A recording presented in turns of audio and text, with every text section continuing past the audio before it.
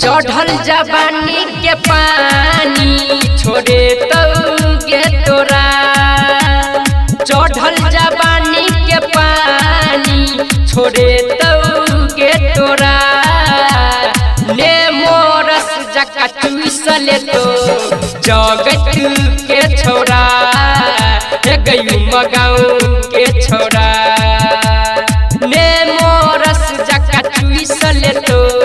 जगत के छोरा,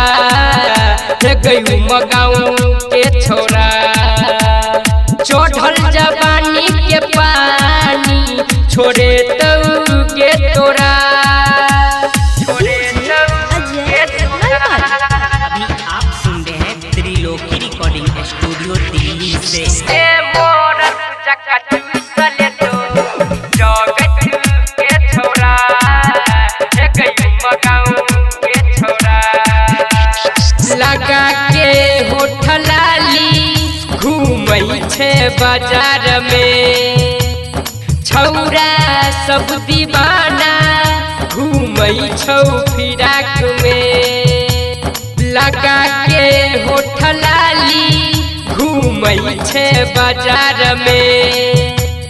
छौरा सब दीवाना घूमै छौ फिराक में, बीचे बाजार में कोरा उठे तो गे तोरा, बीचे बाजार में कोरा उठे तो गे तोरा, ने मोरस जका चूसल तो जगत के छोरा, गयू मगाऊ के छोरा, ने मोरस जका चूसल तो जगत के छोरा, गयू मगाऊ के छोरा, छोड़े तो गे तोरा,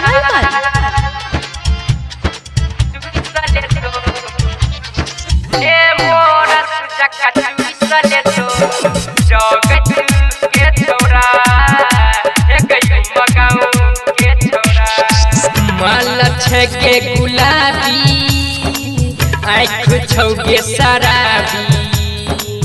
तोरा देखेला छौरी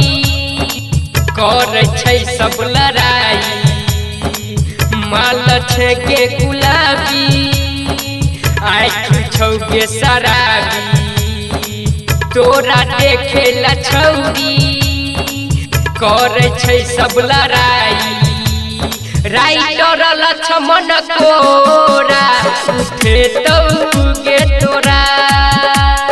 असलम प्रेमाई तोरा पटे तो गे तोरा, ने मोरस जका चूसले तो जगत के छोरा, गयू मगाऊ के छोरा।